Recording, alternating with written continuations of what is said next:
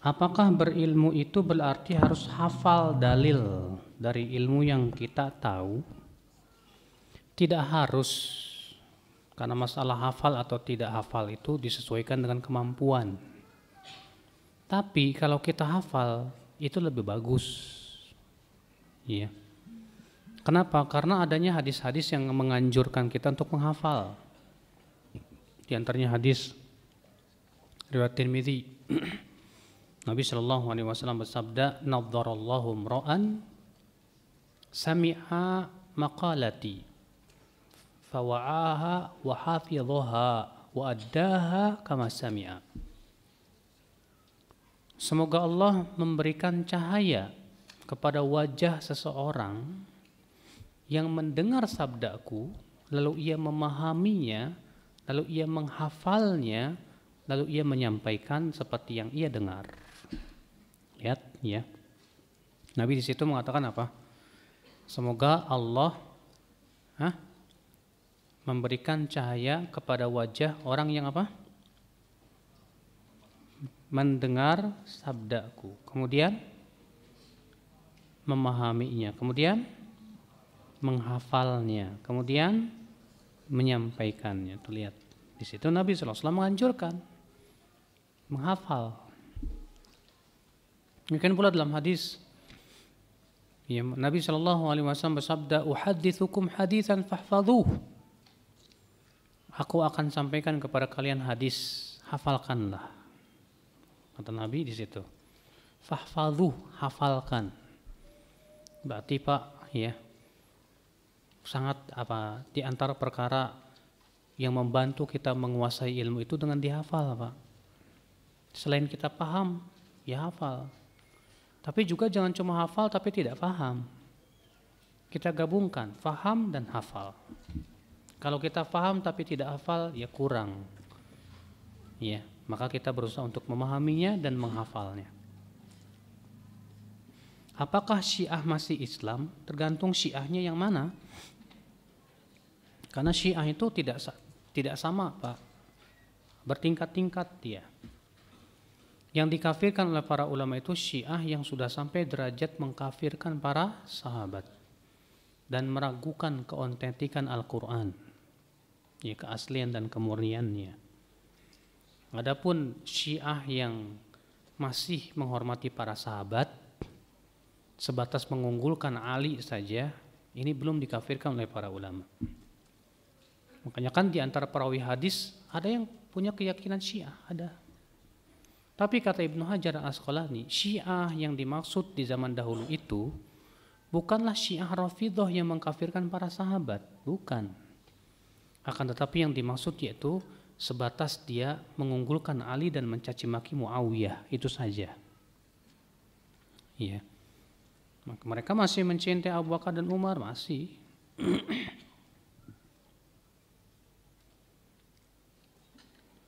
Bagaimana jika sikap kita menghadapi tuduhan batil terhadap dakwah salaf yang dilakukan oleh orang-orang Syiah dan Jil di media sosial? Memang subhanallah, memang ya Pak ya, sudah menjadi konspirasi mereka. Bahkan konspirasi ini bukan cuma nasional, bahkan internasional, Pak. Ya, bagaimana memadamkan dakwah sunnah ini? Ya. Caranya apa? Dengan cara menebar kedustaan-kedustaan terhadap dakwah. Dikatakan bahwa kita ini suka mengkafirkan, dikatakan kita ini ya berkonspirasi, membahayakan NKRI dan yang lainnya, subhanallah. Ini adalah kedustaan dan kebohongan-kebohongan yang tentunya Pak, kita harus jawab. Ya, ketika mereka menyebarkan di media dakwah, kita pun juga harus jawab dan sebarkan lagi di media dakwah tentang hakikat dakwah salaf ini. Ya. Coba kalau kita ajak misalnya bicara orang-orang awam. Dahulu yang memperjuangkan negara Indonesia ini siapa? Imam Bonjol. Dituduh Wahabi tidak? Tuduh Wahabi. Kiai Haji Agus Salim. Tuduh Wahabi tidak Pak? Tuduh Wahabi. Dan beberapa lagi yang lain ya, bahkan ya Presiden pertama Indonesia Soekarno dalam bukunya beliau, apa judulnya itu, malah memuji Wahabi dan mengatakan bahwa itu gerakan untuk memurnikan Islam. Bukti-buktinya kuat sekali, otentik. Nah, coba kita sebarkan yang kayak ginian nih, ya, jadikan konsumsi buat orang awam. Bahwa ternyata kata siapa Wahabi membahayakan NKRI? Dah, ya. Kita juga sebarkan tentang bagaimana sikap ya, Ahlus Sunnah terhadap pemerintah, tentang haramnya memberontak, tentang haramnya menggibah mereka dan yang lainnya. Ya. Mengenai sosial media yang membawa rumah tangga saya bercerai karena suami saya yang tujuannya ingin memberikan nasihat dan mengenai sunnah, tapi ternyata malah menjalin hubungan. Nah kan, apa kata saya?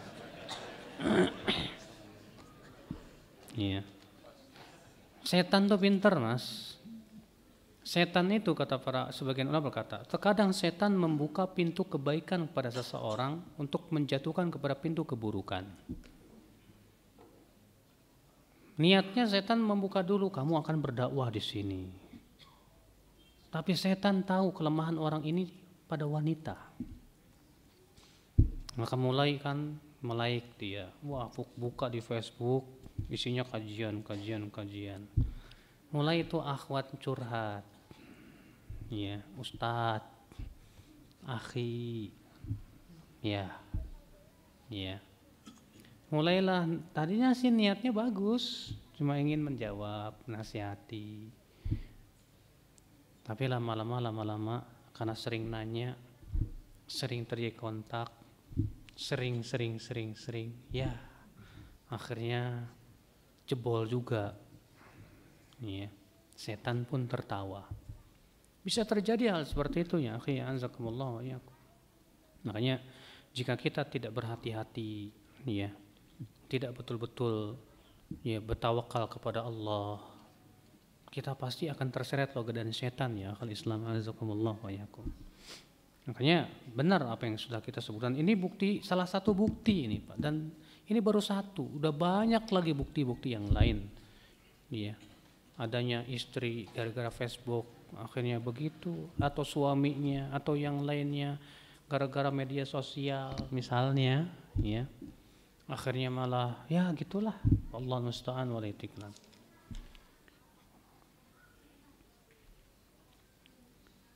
Oh, masih tersambung rupanya dengan ini. Karena saya sudah tidak tahan Ustadz, akhirnya saya minta cerai. Saya sangat menyesalkan terhadap suami saya sudah tergoda dengan seorang perempuan. Yang saya ingin tanyakan, apakah boleh saya minta cerai dengan suami saya? Karena saya tidak tahan Ustadz. Baiklah, kalau memang wanita ini bertanya kepada saya akan jawab sesuai dengan syariat ajalah. Kalau memang suami anti tergoda dengan wanita dan anti ingin menyelamatkan ia dari fitnah wanita, coba berikan solusi dulu.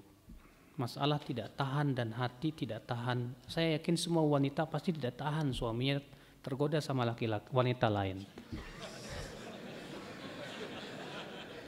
Apalagi kalau tergodanya sama laki-laki. Ada apa benar Pak? Ada yang seperti itu. Suaminya tergoda oleh laki-laki yang ternyata suaminya LGBT. Ada, betul wallah. Ya, saya waktu pernah ke Padang itu ada seorang akhwat curhat. Dia bilang suami saya semenjak menikah sudah 7 bulan tidak pernah menyentuh saya. Rupanya senangnya sama sesama jenis. Ya Allah, ya musibah deh. Nah kalau begitu, ya masalah tidak tahan memang semua wanita pasti tidak tahan, semuanya tidak tahan. Cuma cobalah berikan solusi yang terbaik buat suami, berikan nasihat yang terbaik kepada dia. Karena minta cerai itu sebetulnya bukan solusi yang tepat, bukan. Karena minta cerai itu justru yang diharapkan oleh iblis, la'anallah. Rasulullah sabda, ketika Allah turunkan iblis kemana? Ke dunia. Iblis meletakkan arasnya di atas laut. Wa ba'atha saroyah, lalu iblis pun mengirimkan apa? Pasukan-pasukannya. Dan adalah pasukan iblis yang paling dekat kepada iblis. A'dhamuhum fitnah, yang paling besar godaannya. Yaqulu ahaduhum, salah satu pasukan iblis berkata, aku telah melakukan begini dan begitu. Kata iblis, ma sana'ta syai'an, kamu belum berbuat apa-apa. Yang satu berkata, ma taraktu hatta farraqtu bainahu wa baina zaujati. Aku tidak tinggalkan ia sampai aku berhasil menceraikan ia dengan istrinya. Kata iblis, na'am, ni'ma anta, ni'ma ya anta, sebaik-baik pasukan kamu. Lalu ia pun didekatkan kepada iblis. Berarti Pak, ya, kalau bercerai, ya, itu mengikuti keinginan apa? Iblis sudah. Iblis berhasil, tertawa dia. Coba berikan solusi. Solusi pertama, berikan nasihat, Mas.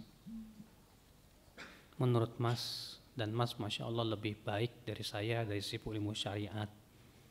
Berhubungan dengan wanita yang bukan mahram itu halal apa haram sih Mas?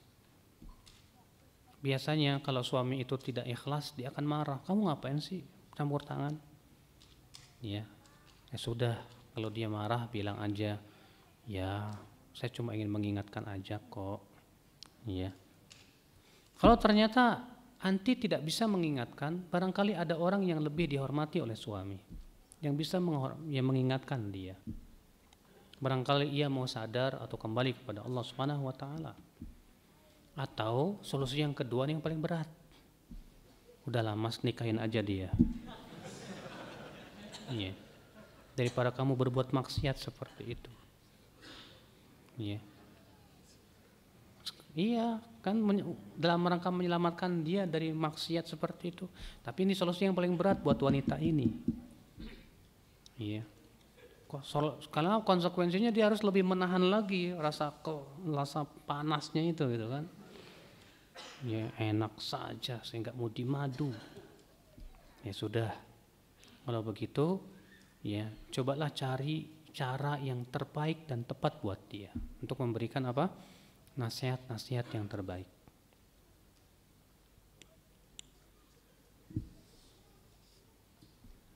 Bagaimana cara menasihati yang benar? Karena kadang teman-teman yang sudah lama belajar itu cara menasihatinya malah bikin sakit hati. Ya memang Pak,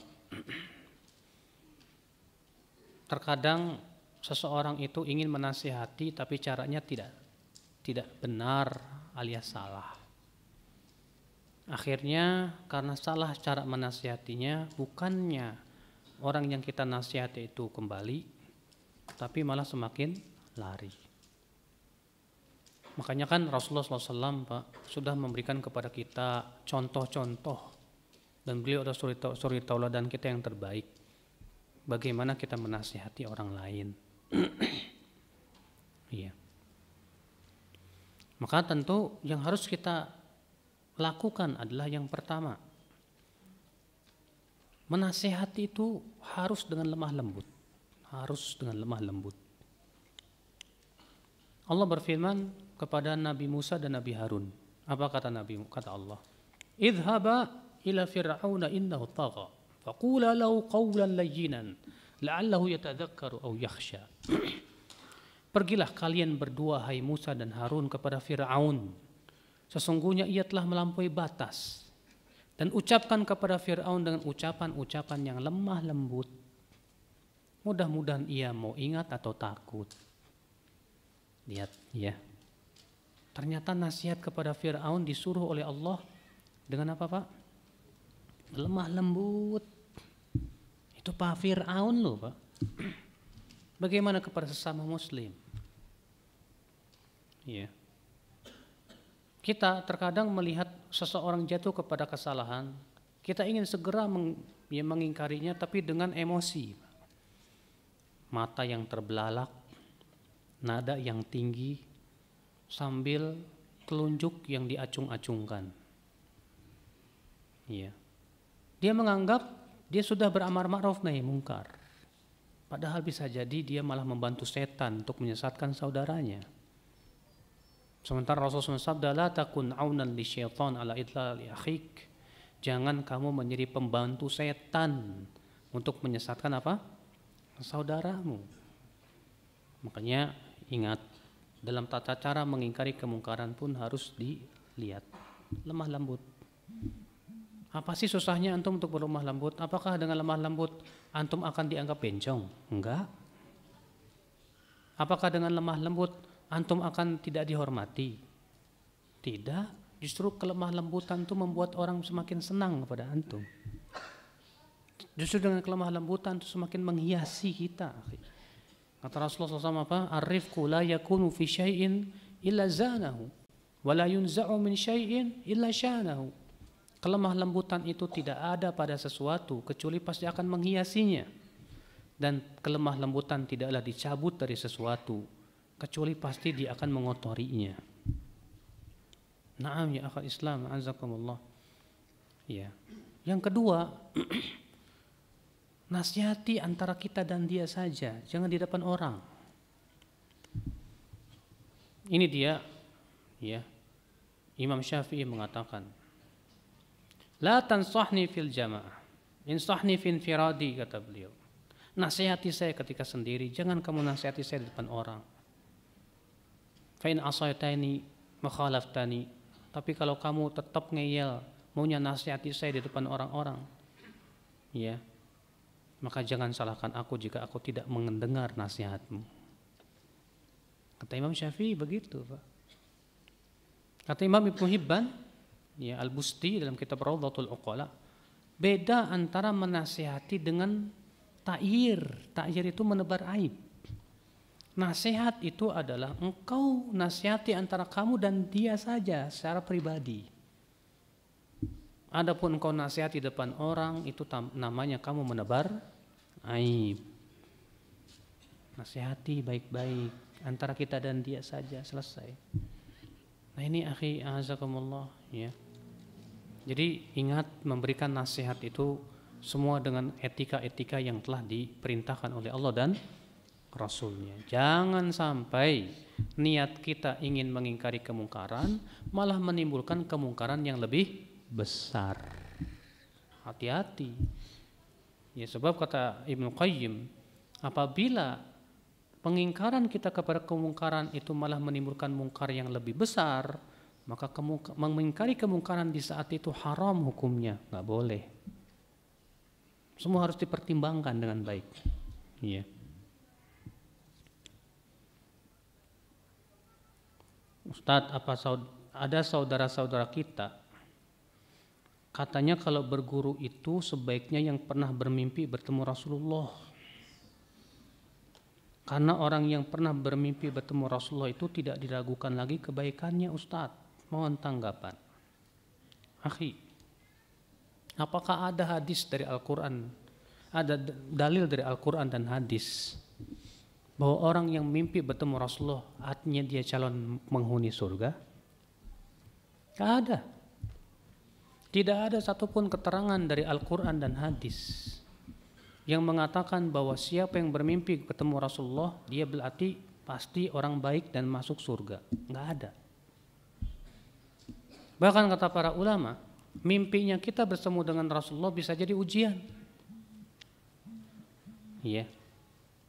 Maka dari itu hati-hati ya akhi azakumullah. Kalau ada orang bermimpi bertemu dengan Rasulullah, tapi ilmunya nggak berhak untuk diambil ilmunya, tetap nggak boleh. Yang dianggap itu bukan masalah mimpi dengan ketemu Rasul, tapi yang dianggap itu dia ahlinya bukan. Ya, untuk diambil keilmuannya ya akal Islam azakumullah. Nah ini makanya ya parameter bahwasanya guru yang hendaknya kita ambil ilmunya itu adalah yang pernah mimpi ketemu Rasulullah. Ini parameter dari mana dalilnya gitu kan. Kita masalahnya masalah ngomong masalah agama ini Pak. Sedangkan agama ini milik siapa?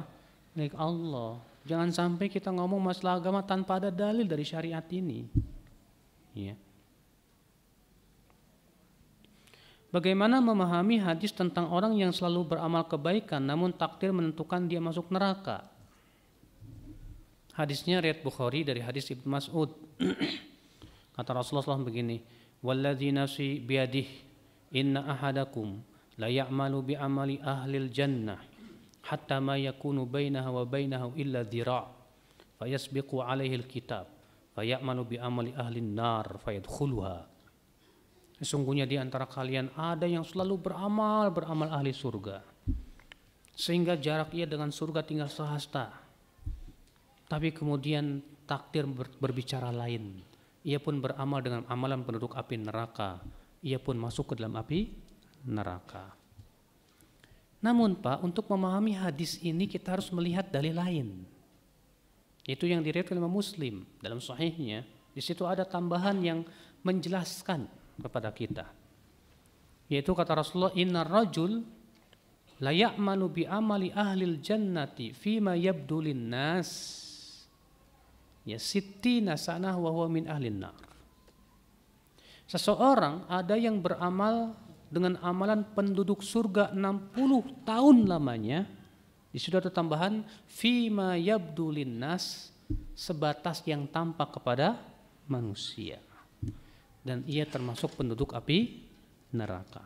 Kata Al-Hafidz Ibnu Rajab dalam kitab Jami'ul Ulum wal Hikam ketika mensyarah hadis yang keempat tersebut, kata-kata fima yabdu linnas ini memberikan kepada kita isyarat bahwa ketika ia beramal soleh ini ada sesuatu di hatinya. Iya, sebab Rasulullah mengatakan di situ ia beramal amalan penduduk surga 60 tahun lamanya sebatas yang tampak kepada manusia. Fima yabdu linnas. Berarti ada sesuatu yang tidak tampak ini ya Pak. Apa itu? Bisa jadi ketidakikhlasan dia. Dia rupanya beramal karena ingin disebut orang soleh. Bisa jadi tertipu dengan banyaknya amal sehingga ia merasa ujub. Lalu ia pun menganggap remeh maksiat. Bisa jadi di hadapan manusia dia baik, tapi ketika sendirian dia makhluk yang tidak takut kepada Allah Subhanahu wa taala. Ini semua memungkinkan, akhi. Adapun orang yang Allah tahu kejujuran hatinya dan dia bersungguh-sungguh beramal saleh dan menginginkan surga, gak mungkin tiba-tiba Allah sesatkan, gak mungkin. Iya. Semua pasti ada sebabnya ya akhul Islam, azakumullah wa iyyakum.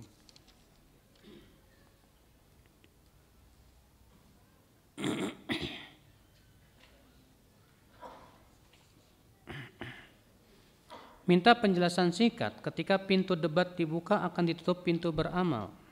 Maksudnya orang yang suka berdebat biasanya sih amalnya juga kurang, Pak. Kenapa hal itu bisa menyebabkan demikian? Karena kata para ulama debat itu bisa mengeraskan hati, ya. Sering berdebat. Akhirnya hati kita jadi keras. Akhirnya kita hanya berbangga dengan kemenangan dalam debat. Akhirnya kita ingin dilihat orang bahwa kita hebat nih. Yang seperti ini pasti Allah akan jadikan dia susah untuk beramal saleh. Iya. Bagaimana sikap kita terhadap ada orang yang mengaku di atas manhaj salaf, tapi kok senangnya mentahdir saudara-saudaranya? Bahkan pula mentahdir ustadz-ustadznya yang di belakangnya, jika pendapatnya berbeda dengan pendapat ustadz tersebut. Nah inilah ya akhi fenomena di zaman sekarang. Iya. Gulu, bersikap berlebih-lebihan dalam mentahdzir, sehingga dia anggap bahwasannya tanda dakwah yang benar itu isinya tahdzir. Kalau enggak tahdzir berarti bukan dakwah yang hak. Ini salah fatal pemahaman seperti ini, akhi. Tahdzir itu kalau dibutuhkan ya nggak apa-apa, ini pertama. Yang kedua, ya, tahdzir itu dalam perkara yang memang orang tersebut sangat berbahaya untuk umat. Yang ketiga, bahwa memang bukti-buktinya pun akurat bahwa memang ia telah sesat. Adapun kalau itu masalah ijtihadi yang tidak ada nasnya, tidak boleh saling tahdzir masalah seperti itu ya. Itu kadang kan yang mereka suka mentahdzir itu masalah sebetulnya masalah-masalah yang tidak ada nas yang sharih dalam Al-Quran dan hadis Nabi SAW. Ya. Masalah-masalah yang sifatnya khilafiyah ijtihadiyah yang tidak ada nasnya sama sekali. Maka berhati-hatilah ya. Jangan sampai kita jatuh kepada gulu. Karena Rasulullah sabda, iyyakum wal ghulu fa innal ghulu ahlaka man kana qablakum. Jauhi oleh kalian bersikap gulu berlebih-lebihan. Karena sikap gulu itu membinasakan orang-orang sebelum kamu.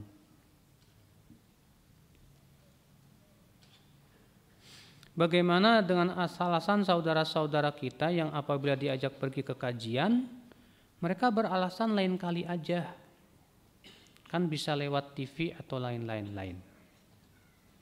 Ya. Mungkin orang ini pertama kurang Pak semangat menuntut ilmunya. Berarti orang ini harus dikasih motivasi. Ya. Kenapa sih kok saya ajak dia itu ngomongnya nanti aja, lain kali dan yang lainnya. Ya. Kita harus pertama memberikan udzur dulu. Oh, mungkin dia lagi sibuk. Satu.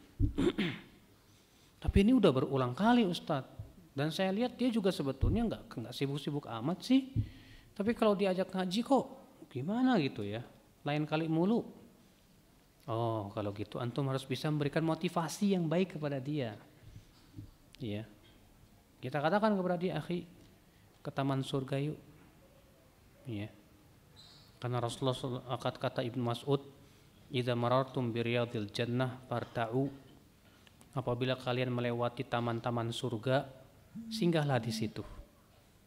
Ketika Ibnu Mas'ud ditanya, apa itu taman surga Ibnu Mas'ud? Kata Ibnu Mas'ud, hilaqul fiqh, halaqah ilmu. Ternyata itu taman-taman apa? Surga.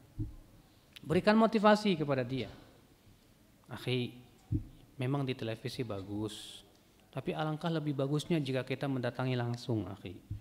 Karena Rasulullah bersabda, wa majtama'a qaumun fi baitin min buyutillah yatluna kitaballah wa yatadarasunahu bainahum illa nazalat alaihim sakinah wa ghasyiyatuhumur rahmah wa hafathumul malaika wa dzakarahumullahu fiman inda. Tidaklah suatu kaum berkumpul di suatu masjid dari masjid-masjid Allah, mereka membaca Al-Quran dan mempelajarinya, kecuali akan turun kepada mereka apa? Ketenangan, akan dilingkupi oleh rahmat Allah, dan malaikat akan mengelilinginya, dan Allah akan menyebut mereka di hadapan para malaikat yang ada di sisinya.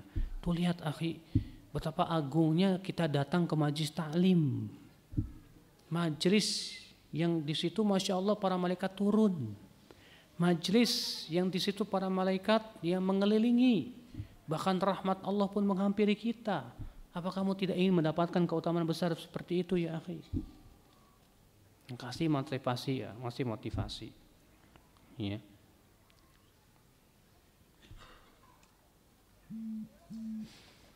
Lebih baik yang mana Ustadz? Kajian tabligh akbar atau kajian rutin? Tentunya Pak, kajian rutin itu lebih bagus karena lebih mentaksil, mengokohkan keilmuan kita. Iya. Adapun tabligh akbar ya kita tetap datang untuk istifadah mengambil ilmu dari ustadz tersebut. Iya. Bolehkah berzikir dalam keadaan aurat terbuka? Karena kadang-kadang saya berzikir ketika ingin tidur dalam keadaan tidak memakai babu. Babu.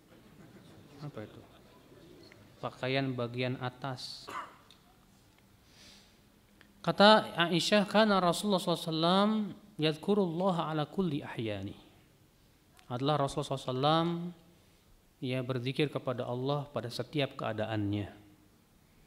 Maka kalau memang aurat terbuka dan itu di tempat di kamar tertutup, nggak ada yang lihat, ya kita berzikir ya silahkan aja, nggak masalah kok. Ya.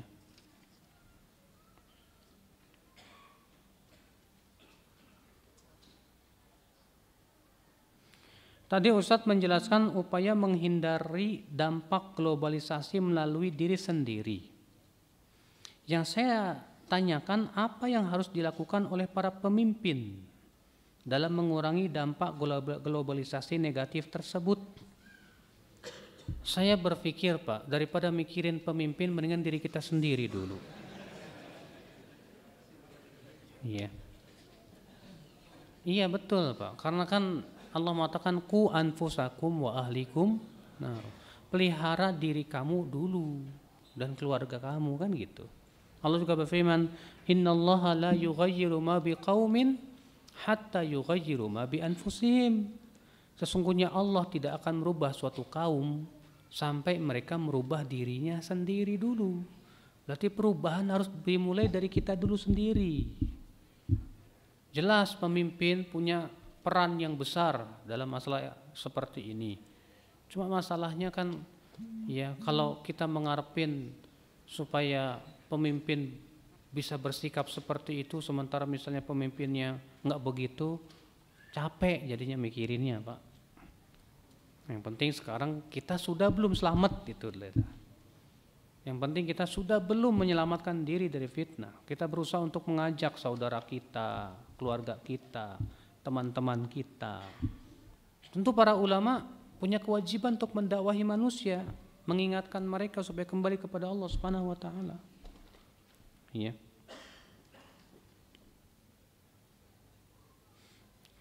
Saya ingin bertanya, tadi ada kata-kata jangan paling benar sendiri kamu. Tapi bagaimana jika perkataan itu yang dilontarkan oleh orang tua sendiri, Ustadz? Kita sebagai anak harus bersikap seperti apa, Ustadz? Berdiam saja atau seperti apa? Bila memang kalau kita bantah atau kita timpali menyebabkan malah mudarat yang lebih besar, ya malah berantem sama orang tua, ya nggak apa-apa, kita diam aja. Tapi kalau kita bisa bantah dengan cara yang lebih baik, yang lebih bagus, dengan lemah lembut, dengan ilmiah, dalil, hujah, perkataan para ulama kita sampaikan. Saya bukannya mau mengatakan merasa paling benar, Bu, tapi saya ada dalilnya. Ini silahkan lihat, ini bukunya, bacalah. Iya. Seperti itu, coba kita berusaha ya, supaya orang tua kita tahu bahwa kita ini nggak ngasal dalam beragama gitu loh. Kita punya hujah, punya dalil, ya.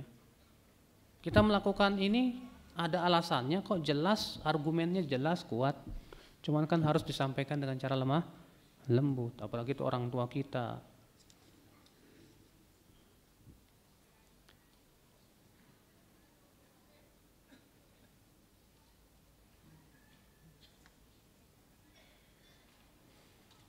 Bagaimana dengan ustadz yang berdakwah kadang-kadang dia bisa melihat situasi dan tempatnya.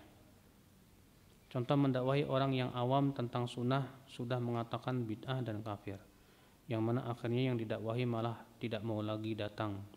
Dan ada yang tidak mau lagi sholat 5 waktu di masjid yang biasanya dia sholat. Iya memang Pak, seorang da'i itu harus betul-betul bisa memahami situasi dan kondisi. Jangan sampai ucapan-ucapan yang sifatnya global itu diucapkan di depan orang awam. Jangan. Makanya kan kata para ulama, letakkanlah ilmu itu pada tempatnya. Ya. Kalau kita di hadapan orang yang awam, berarti kita harus berbicara sedetail mungkin dan berusaha memahamkan maksud kita apa. Iya. Makanya apa kata Ali bin Abi Thalib? Haditsun nas bima ya'rifun. Aturidu an yukadzdzaballahu wa rasuluh? Berbicaralah kepada manusia sesuai dengan pengetahuan mereka. Apakah kamu ingin Allah dan Rasulnya didustakan gara-gara kamu itu? Tentu tidak kan? Tidak mengapa kita tidak menyampaikan sebagian ilmu bila memang dikhawatirkan akan timbul fitnah yang lebih besar. Ini dia Rasulullah SAW menyampaikan kepada Mu'adz bin Jabal. Apa kata Rasulullah? Hai Mu'adz, tahukah kamu hak Allah atas hamba dan hak hamba atas Allah? Kata Mu'adz, Allah dan Rasulnya lebih tahu. Kata Rasulullah, hak Allah atas hamba, hendaklah mereka beribadah kepada Allah dan tidak mempersekutukan Allah sedikit pun juga.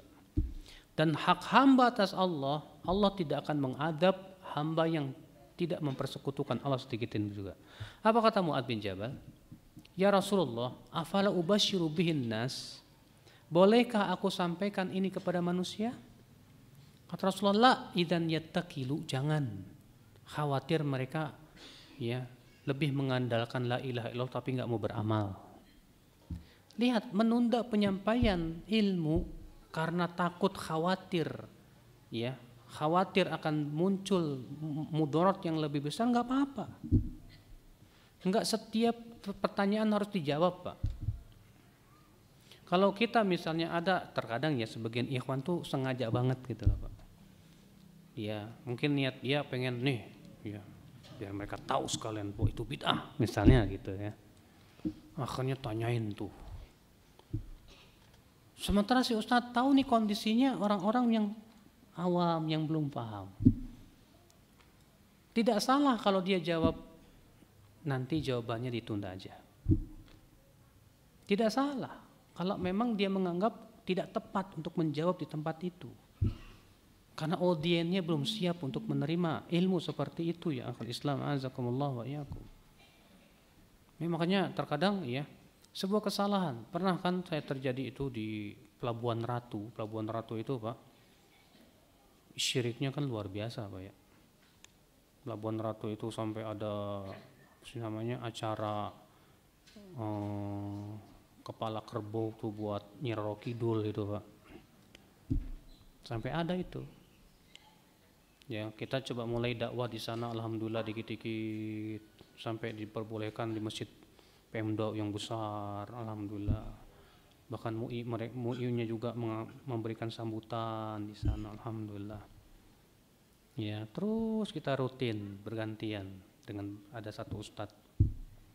Tapi kemudian mereka undang seorang ustadz yang kita tahu dia orangnya keras gitu kan.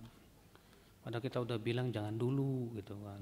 Yes, diundang juga. Iya, yang hadir di situ sengaja diundang tokoh-tokoh agama lagi kan. Pertanyaannya ngeri, Pak. Apa hukum ini? Apa hukum ini? Apa hukum ini? Ya ustadz itu dengan gampang, bid'ah, nggak boleh, syirik, bid'ah, syirik, bid'ah, dah selesai. Ustadz itu pulanglah. Sore harinya ketua DKM jadi pukulin, jebot, terus dakwah kita dilarang, nggak boleh lagi. Selesai, the end. Kan siapa yang salah coba? Seharusnya seorang ustadz bisa membaca situasi. Ya.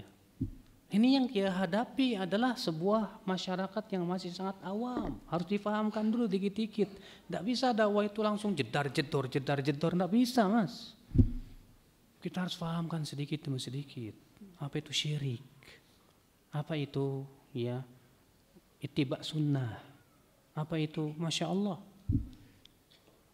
Nah inilah yang akhi penting. Kita berdakwah itu harus ada apa sih Pak? Tadarruj, bertahap. Tidak bisa. Audien yang kita hadapi siapa? Harus kita bedakan. Antara yang memang sudah betul-betul ngaji, sudah paham, dengan orang-orang yang sangat awam. Sehingga pada waktu itu tidak menjadi fitnah. Ya. Betul, yang dia ucapkan hak, betul. Tapi masalahnya Pak malah menimbulkan fitnah dan membuat orang lari, itu bisa lebih berabe, Pak. Akhirnya mudaratnya lebih besar. Jangan seperti itu, akhi azakumullah wa iyyakum. Apalagi yang namanya media yang didengar oleh masyarakat umum, harus lebih berhati-hati lagi. Ya. Terkadang kita tidak bisa menggunakan kata bid'ah dulu. Ya, di media yang umum itu. Karena kan yang namanya bid'ah itu kan seakan-akan apa ya, Pak? Horor banget gitu loh, Pak. Bid'ah, waduh. Ya. Akhirnya kita disebut pengadilan akhirat katanya. Nah itu tidak bisa, mungkin kita bisa jelaskan. Kita harus jelaskan dulu sedikit-sedikit. Karena supaya si awam ini bertingkat dulu keilmuannya. Faham dulu deh perkara yang dasar-dasar dulu. Dia mau mencintai Allah dan Rasulnya dulu. Dia mau kenal sunnah dulu, apa sunnah. Ya, ini seorang ustadz itu harus pandai melihat audien itu. Makanya ketika Rasulullah mengatakan kepada Mu'adz, "Hai Mu'adz, kamu akan pergi ke Yaman dan kamu di sana akan bertemu dengan ahli kitab." Ya, lihat Rasulullah mengatakan kata Rasulullah, "Hai Mu'adz, audien yang akan kamu hadapi adalah ahli kitab, hai Mu'adz." Berarti di sini seorang ustadz harus tahu audiennya siapa, bagaimana dia harus bersikap, bagaimana dia harus berbicara. Ya, kata para ulama tidak setiap ilmu yang kita ketahui bisa kita sampaikan kepada setiap orang, enggak. Nggak bisa. Tidak setiap ilmu yang kita ketahui bisa kita sampaikan kepada siapa? Kepada setiap orang. Tidak, Pak. Ya, ada waktu-waktunya insya Allah. Ada yang menyarankan bahwa belajar agama itu harus dengan ustadz atau guru yang bersanad dan nyambung ke Nabi. Maksudnya apa? Apakah maksudnya bahwa sanad adalah jaminan bahwa ustadz itu pasti benar? Kalau begitu Pak, mengapa para ulama dahulu banyak ya menolak periwayatan orang-orang yang bersanad? Ini dia Amr bin Ubaid, seorang perawi hadis, dan dia punya sanad ke Rasulullah SAW. Tapi pemikirannya apa? Qadariyah. Dia menolak takdir. Katanya takdir tidak ada. Padahal dia seorang ahli hadis, jadi seorang yang punya sanad kepada Rasulullah SAW. Tapi hadisnya didoifkan dan para ulama melarang mengambil ilmu dari dia karena pemikirannya yang menyesatkan. Iya. Jadi masalah seseorang itu punya sanad atau tidak punya sanad itu tidak menjamin dia benar apa enggak. Bapak tahu seorang perawi hadis yang dia itu dipakai oleh Imam Bukhari dalam sahihnya, namanya Imran bin Hattan. Imran bin Hattan ini thiqah, Pak. Tapi dia punya pemikiran khawarij. Pemikirannya apa? Khawarij. Khawarij itu mengkafirkan dan menghalalkan darah kaum muslimin. Dia punya sanad, punya. Apakah itu berarti sanad itu mensucikan pemikiran seseorang? Belum tentu. Ini dia Aban bin Taghlib. Aban bin Taghlib. Apa kata Imam Ad-Dhahabi tentang Aban bin Taghlib? Syi'iyun ghal. Dia syiah yang ekstrim, yang ghalin. Lakinnahu saduq, tapi ia jujur. Falana riwayatuhu alaihi bid'atuhu. Untuk kita riwayatnya buat dia kebid'ahannya. Dia punya sanad, tapi ternyata pemikirannya Syiah. Jadi ya, orang yang menganggap bahwa seakan-akan bersanad itu adalah menunjukkan bahwa orang itu lurus atau tidaknya, itu bukan parameter sama sekali. Orang yang belajar ilmu hadis pasti dia akan paham itu insyaallah. Iya. Di zaman sekarang itu Pak, sanad hadis itu bukan syarat. Karena di zaman sekarang itu Pak, bukan asro riwayah, bukan zaman pemeriksaan sanad, bukan. Bapak tahu tiga Pak, sanad hadis itu ya berhenti pemeriksaannya di abad ke-5 Hijriah. Setelah 5 Hijriah, 6, 7, 8 tidak lagi diperiksa. Apalagi di zaman sekarang. Sanad di zaman sekarang itu kata para ulama hanya untuk melestarikan saja. Bukan untuk diperiksa, tidak. Yang kita periksa ya udah langsung dari kitab Imam Bukhari, Muslim, Abu Daud, Tirmidzi. Dari kitab-kitab para ulama. Itu yang kita periksa. Ya, maka dari itu orang yang mengatakan bahwa guru itu harus punya sanad, itu ucapan ulama siapa? Dan sanad itu bukan penjamin bahwa dia tidak akan sesat. Belum tentu ya, azakumullah wa iyyakum. Apakah dikatakan penuntut ilmu, Ustadz, kalau mencari ilmunya cuma lewat radio, TV saja? Akhi, ya. Kalau dia lewat radio dan TV karena memang di daerahnya susah ustadz, ya gimana lagi? Dia disebut penuntut ilmu, ya. Tapi kalau misalnya dia di kotanya banyak ustadz, akhirnya nggak mau datang ke majlis ta'lim ustadz, hanya mengandalkannya ada di TV. Kita katakan dia penuntut ilmu yang malas. Ya. Berarti dia tidak ada kesungguhan untuk mencari ilmu. Kalau orang sungguh-sungguh itu bukan hanya dari TV, semua fasilitas dia gunakan. Maka datangi majlis ta'lim, duduk, ya, ambil ilmu orang-orang yang memang telah Allah berikan, Allah anugerahkan kepada mereka kekuatan dalam keilmuan. Ikhwata Islam, azakumullah wa iyyakum. Habis salat duha selalu saya bertasbih subhanallah alhamdulillah la ilaha illallah Allahu akbar 10 kali atau lebih tiap terma. Apakah itu disunnahkan? Yang sunnah yang disebutkan dalam hadis yang hasan insyaallah atau sahih, Rasulullah SAW setelah salat duha mengucapkan Allahumma gfirli wa tub alayya innaka antat tawwabur rahim 100 kali. Itu yang Rasulullah ucapkan. Ya. Dalam hadis yang dihasankan atau disahihkan oleh Syekh Albani rahimahullah, beliau Rasulullah apabila telah selesai salat 2 rakaat duha, beliau mengucapkan Allahumma gfirli wa tub alayya innaka antat tawwabur rahim. Berapa kali Pak? 100 kali. Iya.